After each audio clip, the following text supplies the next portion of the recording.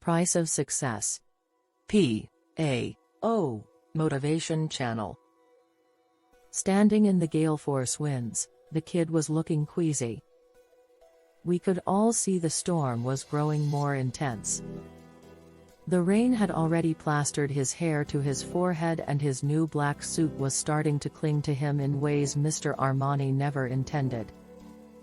A typhoon was coming, the 7th this summer, to hit Japan, and the kid's job, as newest employee, was to stand in front of a TV camera while the weather buffeted him about for the nation to watch. Sort of a talking weather vane. I take my exercise along that stretch of beach every day, and today one of the most powerful typhoons on record would soon be upon us. I knew I couldn't stay too long, or I'd be caught in the wind and the torrential downpour. I'd make my walk extra brief this day. But the television crew had a different assignment. They, and many other crews like them, are dispatched in satellite-equipped trucks to many well-known sites all over Japan. These crews provide live reports on the progress of the storms as they rip their way up the Japanese archipelago. And the kid in the black suit was their sacrificial lamb today. It was his job to get out there, once the storm reached its peak, and do a show and tell. That's what the people huddled at home want to see, and sponsors will pay well to bring them exactly what they expect. If you've watched a lot of news over the years, you'll know that the greater the devastation, the higher the viewer ratings. That's the way it works. More destruction means more interest. In fact, you may recall that Dan Rather got his big break into national news by doing exactly what this kid was doing, standing stubbornly in a raging hurricane and giving moment-by-moment reports to the viewers at home. The networks find it's profitable programming to report on all the destruction, disruption and deaths. But before we get off on an ain't it awful tangent, let me say right here that this scene I've just described carries one of the richest lessons you'll ever gain. Typhoons and hurricanes cause huge disruptions. Your humanitarian heart empathizes with those caught up in the tragedies, aches for them, wants to reach out with succor and aid. And I do applaud that urge to give comfort and help to those that life dumps on. The feelings are normal and proper. But I suggest that sympathy alone, no matter how heartfelt, is a one-dimensional, even a poverty-ridden, way to respond to the world. Sympathy can be a good thing, but often it's only a cheap imitation of caring. If it doesn't lead to action, it's basically worthless for anything but show. However, it's possible to add a second layer of responses, a layer that involves going out and interacting with that world you're so empathic with. Furthermore, since you've been seeking some way to gain wealth, let me say this. You've just found it. It's called action. Action, appropriate action in response to the problems and tragedies you see around you, can make you not only a better person, but a very rich one as well. It can allow you to provide far greater aid to those in need than you could ever accomplish with an aching heart alone. And the profits from your actions will help you stay in business long term so you can continue helping your fellowmen. Now, you may already be running a business. If so, you're providing people with some kind of solution to their problems. Are you being well paid for your solutions? If so, that's good. But if you're not being well rewarded for your efforts, there are only 3 possible reasons. 1. You're not telling enough people about yourself. 2. You're not very convincing because you don't believe you're very good at what you do. 3. You may not be solving problems that are big or urgent enough. This is probably the most common limit. The biggest need today is for people who will do what you and I can't, or won't, do for ourselves. This includes people who make us feel better. Consider the relative public value of a heart surgeon versus a sales clerk.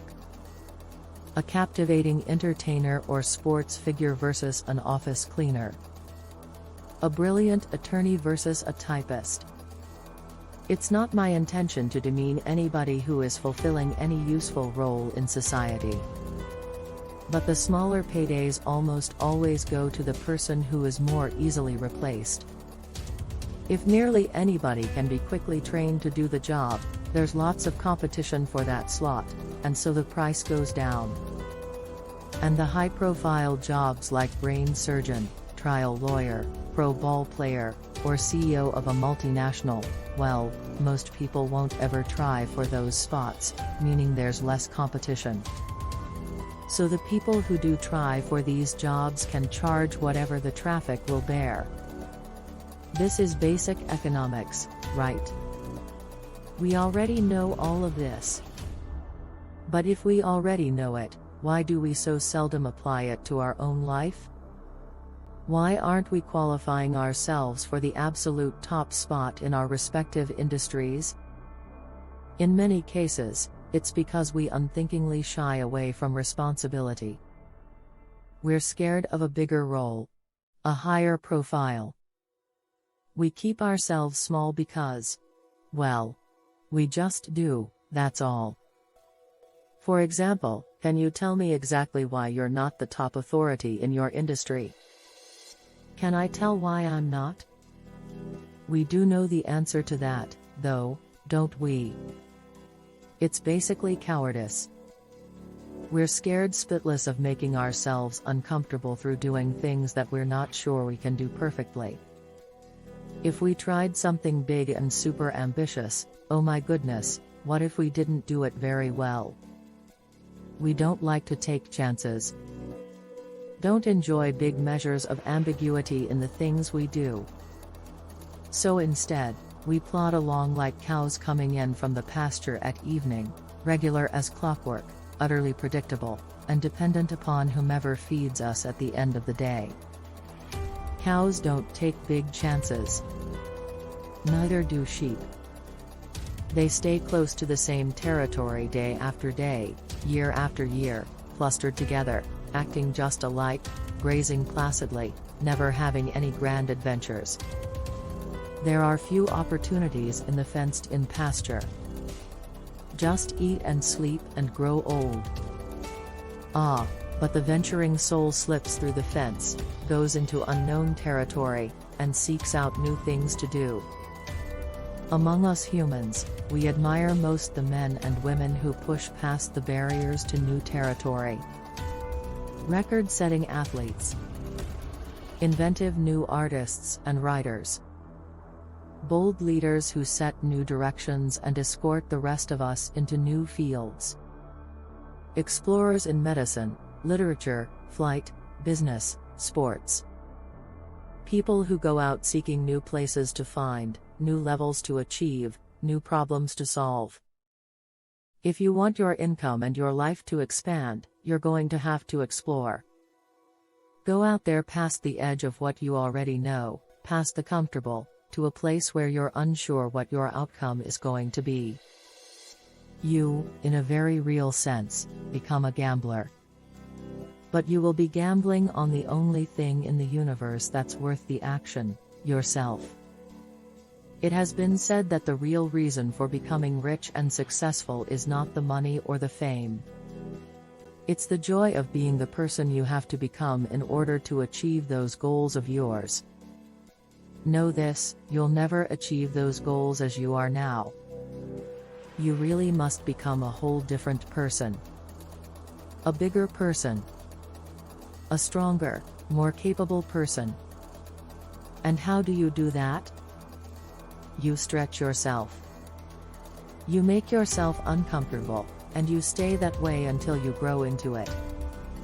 That's the true, and only, price of success. Thanks for like, subscribe, and share. P.A.o. Motivation Channel.